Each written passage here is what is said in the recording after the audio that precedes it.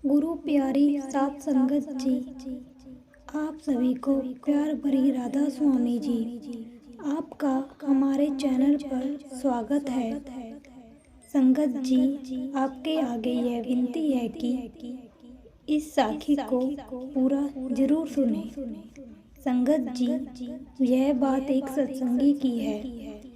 जब वह सत्संगी एक सत्संगकर्ता से अपने निजी अनुभव साझा करता है और कहता है कि मुझे बहुत वर्ष हो गए हैं, पहले नाम की बख्शिश हो चुकी है और मैंने अभ्यास को भी पूरा समय दिया है, लेकिन फिर भी मुझे अंदर कुछ दिखाई नहीं दिया। मेरा अंदर का पर्दा नहीं खुला, मेरी बातें नहीं बनी, तो कभी कभी मैं परेशान हो जाता हूँ कि इतने अभ्यास के बाद भी मेरी कोई बात क्यों नहीं बनती और मुझे अंदर ही अंदर ये एहसास होने लगता है कि परमात्मा है भी या नहीं। तो उसकी यह बात सुनने के बाद सत्संग करता कहता है कि आप ऐसा क्यों सोचते हैं, जबकि आप अपने गुरु का हुक्म निभा रहे हैं और मालिक के नाम को प्रकट करना इतना आसान नहीं है। यह एक कठिन काम है, इसलिए मालिक जिन पर कृपा करता है वही उनसे जुड़ जाते हैं, वही उस मालिक के नाम को प्रकट कर पाते हैं। नहीं तो ये कि हर किसी के बस की बात नहीं है। और आप भी कहते हैं कि मालिक के नाम को प्रकट करना इतना भी आसान नहीं है जितना हम सोचते हैं। हमें नियंत्रण प्राप्त करते जाना है और अपने गुरु के हुक्म को निभाते जाना है। और आप ऐसी बातें मन में क्यों लाते हैं कि मैं जितना अभ्यास करता हूँ, आप यहीं पर गलती कर रहे हैं, इसलिए आपकी बात नहीं बन पाती। क्योंकि जब कोई सत्संगी भजन सिमरन पर बैठता है तो भजन सिमरन करने के बाद उसके मन में यह बात कभी नहीं आनी चाहिए कि मैं खुद भजन कर रहा हूँ और मेरे कारण ही भजन सिमरन हो रहा है, और जो भी हो रहा है मेरे कारण ही हो रहा है। हमें ऐसा बिल्कुल नहीं सोचना चाहिए। यह बात अपने अंदर ऐसे बिल्कुल निकाल दो कि कुछ कर ही नहीं रहा हूँ। और भजन करने के बाद हमें केवल एक बात ध्यान में रखनी चाहिए कि हमने जितना भी अभ्यास किया है उसका मालिक के चरणों को अर्पित कर देना है।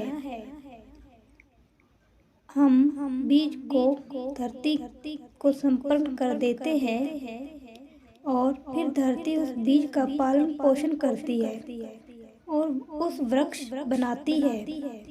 तो ऐसे ही हमें भी अपने भजन बंदगी को मालिक के आगे अर्पण कर देना है और सब कुछ उस मालिक पर छोड़ देना है। अगर हमने अपने हाथों में रखा तो हमारी बात नहीं बनेगी। हम जितनी भजन बंदगी करते हैं, जितना भी नाम जपते हैं, उसका कुल मालिक के आगे अर्पण करना है। और ऐसा करने से हमारा मन निर्मल होता है। और वह सत्संगकर्ता जी फरमाते हैं कि मुझसे कुछ सत्संगी यह भी सवाल करते हैं कि हमारा मन भजन में नहीं, सिमरन में नहीं लगता, हमारा ध्यान लगता ही नहीं। कहते हैं कि ऐसा कैसे हो सकता है कि जब हम बैठें तभी हमें ध्यान ना आ जाए। इसलिए हमें प्रयास करना होगा, मेहनत करनी होगी। जब हम बैठते हैं तभी हमें ध्यान लगाना होगा। हमारे मन में लगन लगेगा और अंदर से रस आना शुरू हो, फिर ध्यान आना शुरू होगा। लेकिन हम में से कुछ सत्संगी इस बात को समझ नहीं पाते। वे कहते हैं कि जब हम बैठते हैं तभी हमारा ध्यान लग जाए और हमारा मन सिमरन में लग जाए, जबकि ऐसा नहीं होता। हम दिन के 30 घंटे दुनियादारी को देखते हैं, दुनिया को देखते हैं, तो हम यह बात सोच भी कैसे सकते हैं कि हमें 1 घंटे ही बैठे और हमारा मन सिमरन में लग जाए। ऐसा कैसे हो सकता है? इसके लिए तो समय लगता है, मेहनत करनी पड़ती है, प्रयास करना पड़ता है, तब जाकर बात बनती है। संगत जी, अगर कोई कहे कि मुझे फल चाहिए और बीज को मैं बाद में लगा लूँगा, ऐसा होना संभव नहीं है, क्योंकि पहले तो हमें बीज को धरती में डालना पड़ेगा और फिर जाके उसका वृक्ष बनता है, फिर जाकर उसमें फल मिलता है। तो ऐसे ही रूहानियत का ये मार्ग है। जब हम नाम की बख्शिश होती है, हमें बैठना शुरू करते हैं, धीरे धीरे हमारा मन लगना शुरू हो जाता है और फिर जाकर बात बनती है। तो उसके बाद वह सत्संगी उनकी बातों को समझ पाता है और अमल करता है।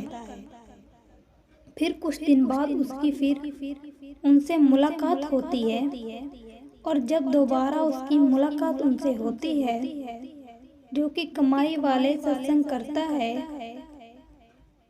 वह दौड़ा दौड़ा उनके पास आता है और कहता है कि मेरी तो बात बन गई, जैसा आपने कहा था मैंने वैसा ही किया।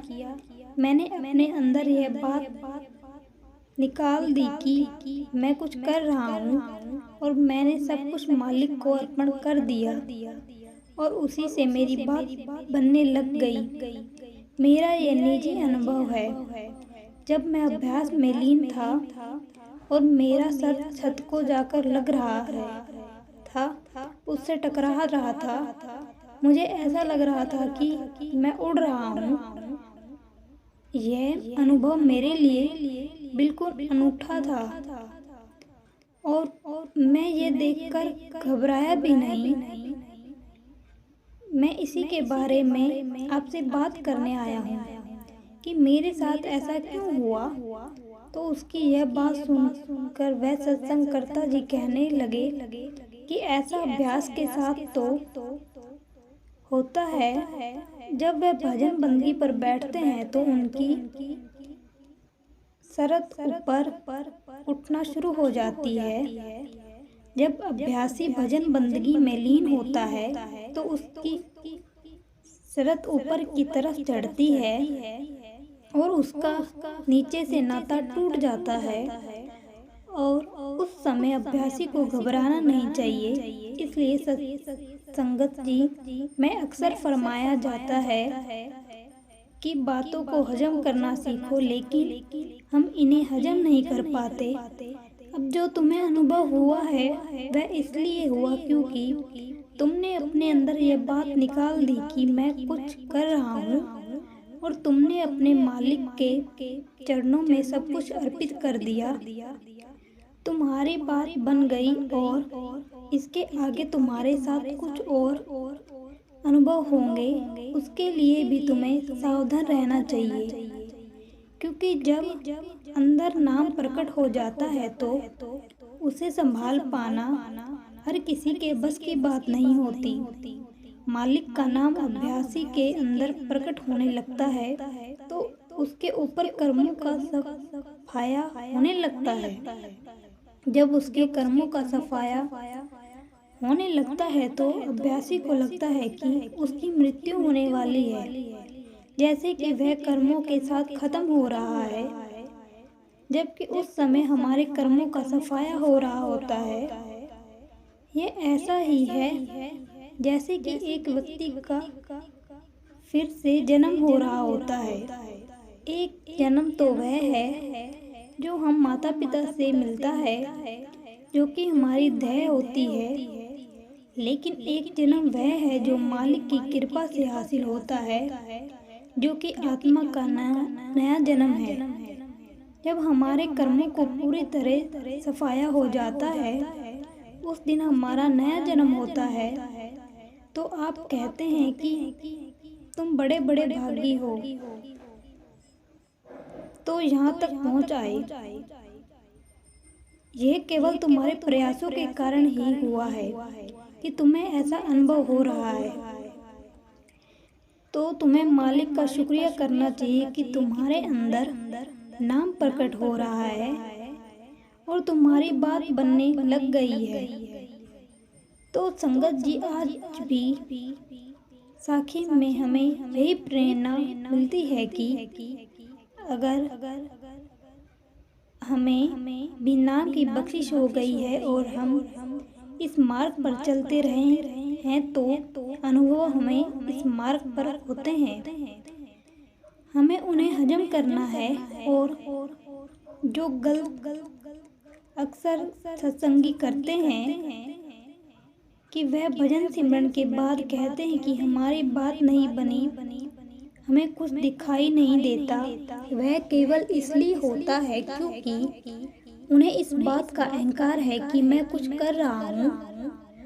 और जब वह अहंकार अंदर से चलता जाता है कि मैं कुछ कर रहा हूँ, उस दिन ही हमारी बात बनने लगती है, हमारा सफ़र शुरू हो जाता है और हमें अंदरूनी अनुभव होने लगते हैं।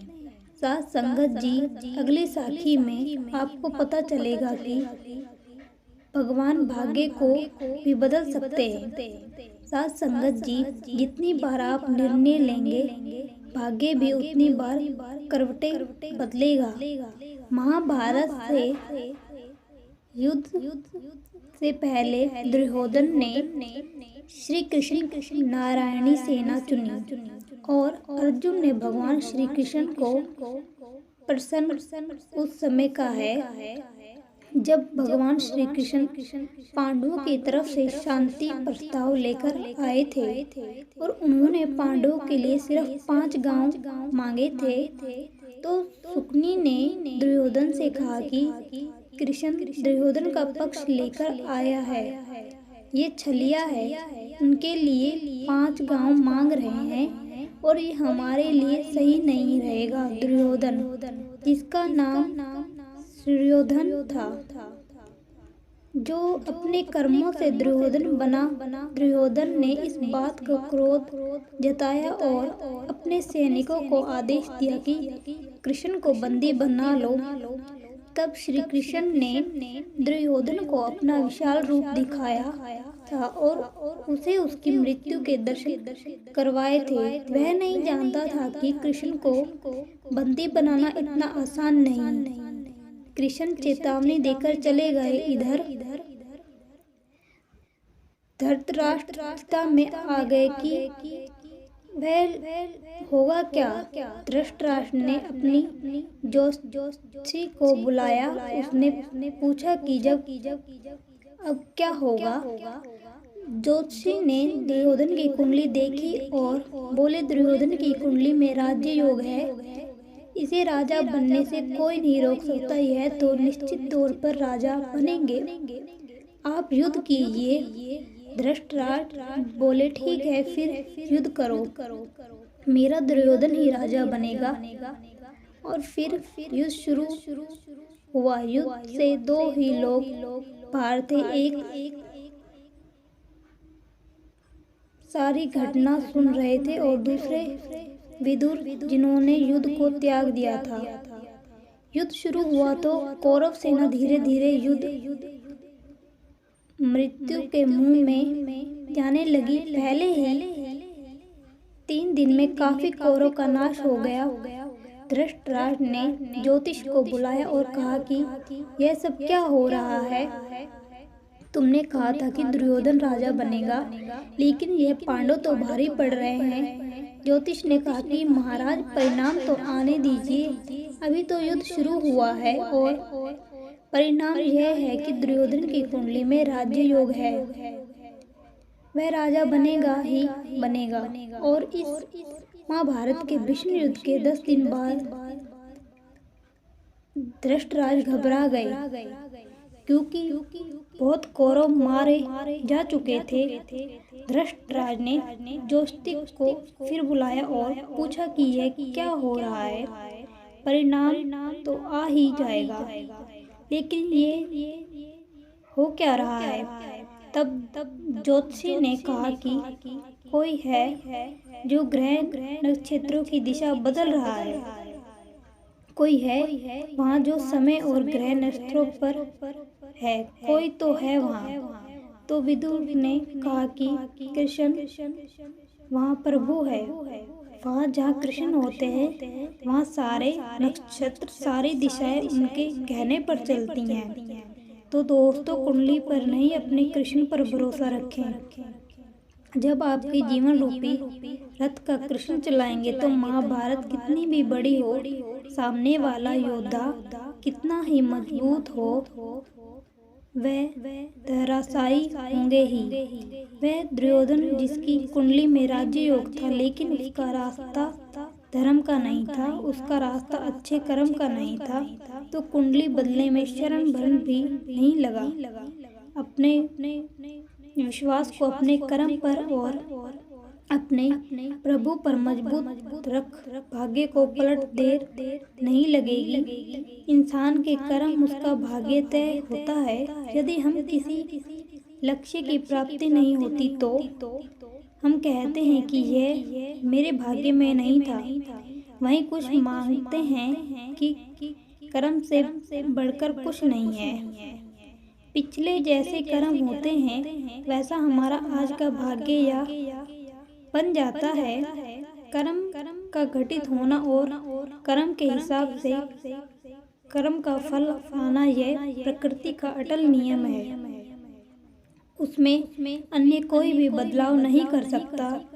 खुद परमात्मा भी कर्म के खेल में हस्तक्षेप नहीं करते। लेकिन मित्रों, भक्ति में वह ताकत है कि वह हमारा भाग्य बदल सकती है। भाग्य को लेकर दुनिया तो दो में बटी हुई है। एक जो भाग्य को मानते हैं, दूसरे जो कर्म को प्राथमिकता देते हैं। धर्म कहता है कि कर्म और भाग्य एक ही गाड़ी के दो पहिए हैं। अगर हम कर्म करते हैं तो उसका परिणाम भी आगे चलकर हमारे लिए भाग्य का काम करता है। अगर कर्म नहीं करते तो भाग्य भी उतना साथ नहीं दे पाता।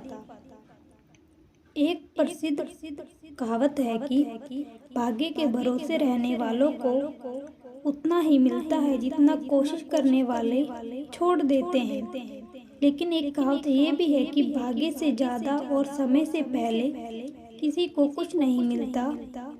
समय से पहले और भाग्य से ज़्यादा ना कभी किसी को मिला है और ना ही मिलेगा। परंतु हम सिर्फ भाग्य के भरोसे नहीं रह सकते। व्यक्ति को अपने जीवन में पुरुषार्थ करना ही पड़ता है।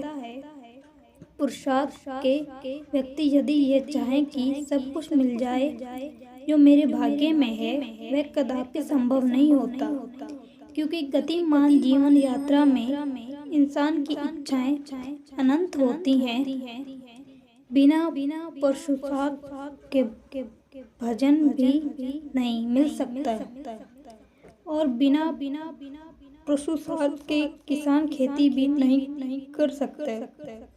विचार से भाग्य को एक दिशा जरूर मिलती है, लेकिन दिशा क्या रहने वाली है वह आपके कार्य ही निश्चित करते हैं। अगर आपके परिवार बहुत नेक है तो आप अपने भाग्य को मेहनत से जमा धन अच्छे कर्मों में निर्वाह करेंगे, अन्यथा व्यसनों में व्यर्थ देंगे। तो आप अपनी सोच से भाग्य और कर्म को एक दिशा दो सकते हैं, लेकिन जो आपके भाग्य में लिखा है वह आपकी योग्यता का ही तो प्रतिफल है। अगर आपके भाग्य में व्यापारी बनना लिखा नहीं, इसका मतलब कदापि नहीं कि आप व्यापारी नहीं कर सकते। इसका अर्थ है कि आपका स्वभाव में सौदाबाजी नहीं लिखी। आप व्यवहार आदि तो निभा सकते हैं, लेकिन एक बिजनेस के लिए जो स्वभाव और भाव चाहिए वह आप नहीं है। सिर्फ विचार मात्र से आप अपने सामने रखा भोजन भी नहीं चख सकते। जो विश्वास प्रकृति रूप से उड़ रहे हैं वह आपके भाग्य और कर्म को बल देंगे, उन्हें दिशा की प्रदान करेंगे। लेकिन दूसरों के दिखावे में कोई भी प्रयत्न व्यर्थ और नुकसानदायक ही होगा।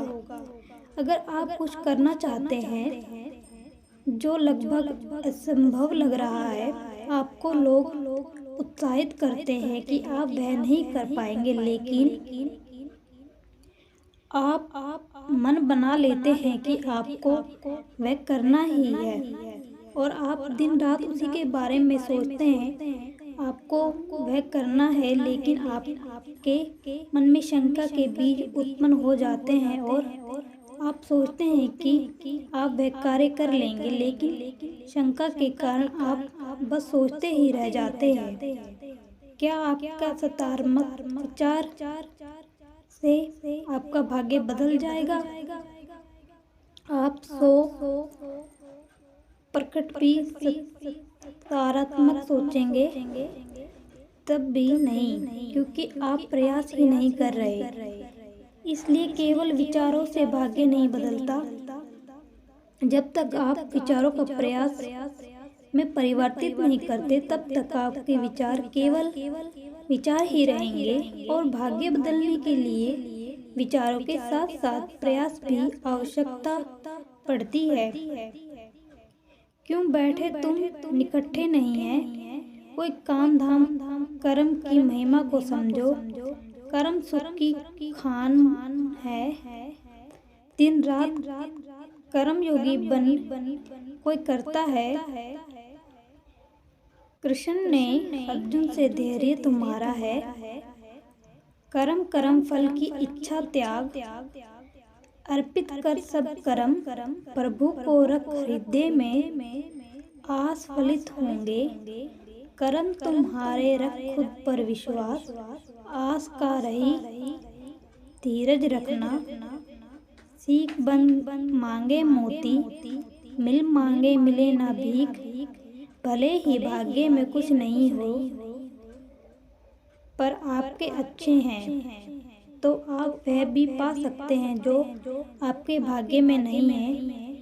काशी नगर के एक धनी सेठ थे, इनका कोई संतान नहीं थी। बड़े बड़े विद्वानों ज्योतिषों से सलाह मशवरा करने के बाद भी उन्हें कोई लाभ नहीं मिला। सभी उपायों से निराश होने के बाद सेठ जी को भी किसी ने सलाह दी कि आप गोस्वामी जी के पास जाइए। वह रोज रामायण पढ़ते हैं। तब भगवान राम स्वयं कथा सुनने आते हैं, इसलिए उनसे कहना कि वह भगवान से पूछे कि आपके संतान कब होगी। सेठ जी गोस्वामी जी के पास जाते हैं और अपनी समस्याओं के बारे में बताते हैं। भगवान से बात करने को कहते हैं। कथा समाप्त होने के बाद गोस्वामी जी भगवान से पूछते हैं कि प्रभु, जो सेठ जी आए थे, जो अपनी संतान के बारे में पूछ रहे थे, तब भगवान ने कहा कि उन्होंने पिछले जन्मों में अपनी संतान को बहुत दुख दिए हैं। इस कारण उनके 7 जन्मों तक संतान नहीं मिली हुई। दूसरे दिन गोस्वामी जी सेठ जी को सारी बात बताते हैं। सेठ जी मायूस होकर ईश्वर की मर्जी मानकर चले जाते हैं। थोड़े दिन बाद सेठ जी के घर में एक संतान आते हैं और वह भिक्षा मांगते हुए कहती है कि भिक्षा दो, जो मांगोगे वही मिलेगा। तब सेठ पत्नी से बोलती है कि गुरुजी, मेरे संतान नहीं तो संत बोले तू एक रोटी देगी तो तेरे एक संतान जरूर होगी।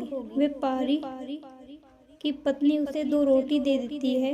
उनसे प्रसन्न होकर संत ये कहकर चला जाता है कि जाओ, तुम्हारे 2 संतान होगी। 1 वर्ष बाद सेठ जी के 2 जुड़वा संतानें हो जाती हैं। कुछ समय बाद गोस्वामी जी का उधर से निकलना होता है। व्यापारी के दोनों बच्चे घर के बाहर खेल रहे होते हैं। उन्हें देखकर व्यापारी से पूछते हैं कि यह बच्चे किसके हैं। व्यापारी बोलता है, गोस्वामी जी, यह बच्चे मेरे ही हैं। आपने तो झूठ बोल दिया कि भगवान ने कहा है मेरे संतान नहीं होगी, पर यह देखो गोस्वामी जी, मेरे 2 जुड़वा संतानें हुई हैं। गोस्वामी ने यह सुनकर आश्चर्यचकित हो जाते हैं। फिर व्यापारी उन्हें उस संतानों के वचनों के बारे में बताता है। उसकी बात सुनकर गोस्वामी जी चल जाते हैं। शाम को गोस्वामी जी खुद चिंतित मुद्रा में रामायण पढ़ते हैं तो भगवान उनसे पूछते हैं कि गोस्वामी जी, आज क्या बात है, चिंतित मुद्रा में क्यों हो? तो गोस्वामी जी कहते हैं, प्रभु, आपने मुझे उस व्यापारी के सामने झूठा फटका दिया। आपने तो कहा कि व्यापारी के 7 जन्म तक कोई संतान नहीं लिखी, फिर उसके 2 संतानें कैसे हो गई? तब भगवान बोले कि उसके पूर्व जन्म के बुरे कर्मों के कारण मैं उसे 7 जन्म तक संतान नहीं दे सकता, क्योंकि मैं नियमों की मर्यादा में बंधा हूँ। पर अगर मेरे किसी संत भक्त ने उन्हें कह दिया कि तुम्हारे संतान होगी, तो उस समय मैं भी कुछ नहीं कर सकता, क्योंकि मैं भी संतों की मर्यादा से बंधा हूँ। मैं पूर्ण संतों के वचनों को काट नहीं सकता। मुझे संत की बात रखनी पड़ती है। इसलिए अगर आप भी उसे कह देते हैं कि क्या तेरी संतान हो जाएगी, तो मुझे आप जैसे भक्तों के वचनों की रक्षा के लिए भी अपनी मर्यादा को तोड़कर वह सब कुछ देना पड़ता है जो उसके भाग्य में नहीं लिखा है। इस कहानी से तात्पर्य यह है कि भले ही विधाता ने आपके भाग्य में कुछ ना लिखा हो, अगर आपके अच्छे कर्मों की वजह से किसी गुरु को आशीर्वाद, आपका या माता पिता की दुआ आपने कमाई हो, तो आपको वह भी मिल सकता है जो आपकी किस्मत में नहीं है, कर्म में नहीं है। सत्य कर्म ही धर्म है और कर्म ही जीवन भी है। कर्म के बिना जीवन अधूरा है। गीता में श्री कृष्ण ने अर्जुन को कर्म करने को ही कहा था। संस्कृत के प्रकट पंडित पाणि के हाथ में या भाग्य में विद्या रेखा नहीं थी, फिर भी अपने कर्म के बल पर भाग्य को बदलकर महान प्रकांड पंडित बने। संस्कृत में ढेर सारी किताबें लिखी।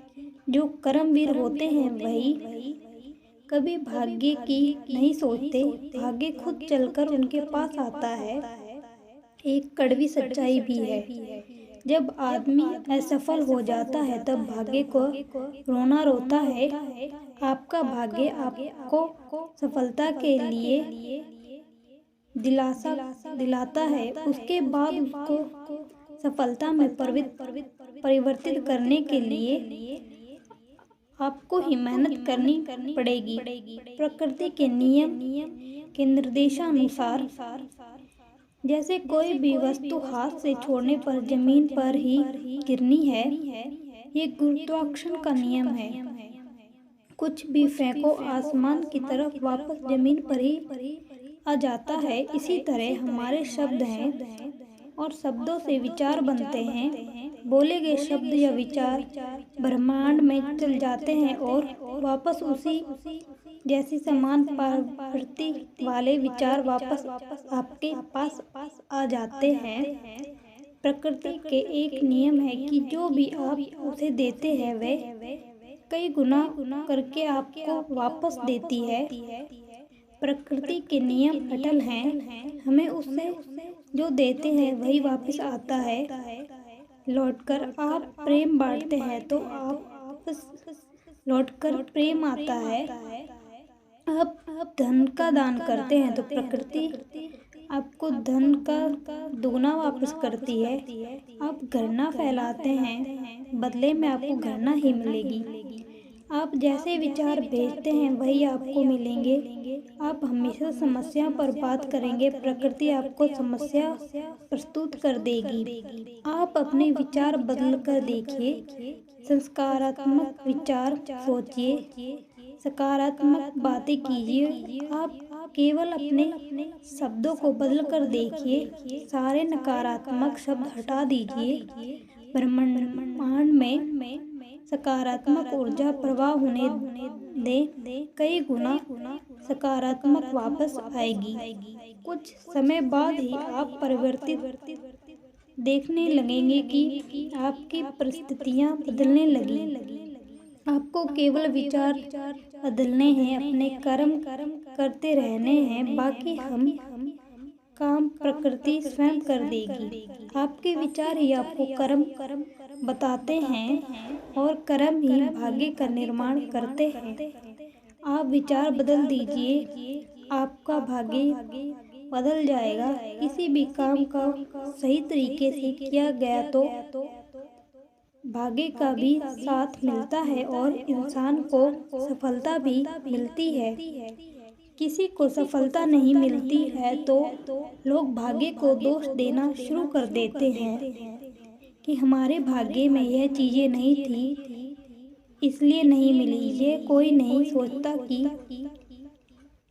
कि कहीं ना कहीं काम में कमी रह गई होगी। हजारों में ऐसे उदाहरण मिलेंगे जहां भाग्य की अधिक प्रबलता थी तो कहीं कर्म की थी।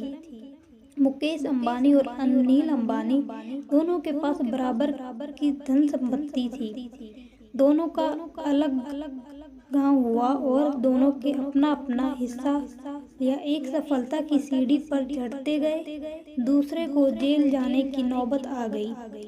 अब यहाँ क्या कहेंगे, ऐसा क्या हुआ दोनों के समान? परिवेश के इंसान, दोनों का भाग्य अच्छा था जब तक दोनों अलग नहीं हुए थे। बाद में अनिल अंबानी के कुछ गलत निर्णय उनकी सफलता खत्म कर दी। यहाँ भाग्य को दोष नहीं दिया जा सकता। अगर कोई ये कहे कि उनका भाग्य ही सही नहीं था तो हमें ये जरूर करना चाहिए कि कहीं ना कहीं उनके काम कमी रह गई होगी, कुछ निर्णय गलत हुए होंगे। अच्छे कर्म किए तो भाग्य भी साथ है, गलती हुई तो भाग्य भी साथ छोड़ देता है। सबका भाग्य एक साथ खराब हुआ नहीं, ऐसी बात नहीं। कंपनी भी गलतियां नेतृत्व के कारण सबको परेशान हुई। यही लोग पहले अपने आप को खुशकिस्मत समझते होंगे कि कितनी अच्छी जगह काम कर रहे हैं। सही या गलत निर्णय की हमारे कर्म को निर्धारित करते हैं और उसी के अनुसार भाग्य भी वैसा ही रूप लेता है। किसी का गरीब घर में जन्म लेना उसका भाग्य हो सकता है, लेकिन अपने कर्मों से गरीबी दूर करके अपनी जिंदगी को सही बनाना उसकी मेहनत और लगन और उसके कर्म है। सही कर्म करने के लिए कुछ कारक महत्वपूर्ण होते हैं, जैसे मेहनत, लगन, अच्छा भक्ति, परिवार का सहयोग, सही समय, सही निर्णय लेना, पैसे का सदुपयोग, अनुकूल निश्चित बनाना। ये सारे कारक मिलकर ही अच्छे कर्म की राह तय करते हैं। कर्म से हम अपने भाग्य को बदल सकते हैं या अपने कर्म से भाग्य का साथ पा सकते हैं। प्रयत्नहीन प्रार्थना का कोई मतलब नहीं है। फिर हम कुदरत का एक करिश्मा देखें तो ईश्वर ने हमारे हाथों की लकीरों के आगे उंगलियों इसलिए दी हैं कि हम कर्म से अपने भाग्य को बदल सकें। ये मेरी राय है, आप इससे सहमत हैं या नहीं कमेंट में बताएं। जीवन में अगर आपको कुछ पाना है तो मेहनत तो करनी पड़ेगी। मंजिलें उन्हीं को मिलती हैं जो उसकी ओर कदम बढ़ाते हैं। महाभारत में जब अर्जुन ने कुरुक्षेत्र में युद्ध में अपने स्वरवचनों को अपने सामने खड़ा पाया तो उसका शरीर हाथों से धनुष छूट गया, प्राणहीन मनुष्य के समान वह धरती पर गिर गया। तब भगवान श्री कृष्ण ने उस गीता के कर्म ज्ञान का उपदेश दिया। भगवान कृष्ण ने अर्जुन को कहा कि राज्य तुम्हारे भाग्य में है या नहीं, यह तो बाद में, पहले तुम युद्ध तो लड़ो, तुम्हें अपना कर्म तो करना पड़ेगा, अर्थात सज्जनों के खिलाफ युद्ध तो लड़ना पड़ेगा।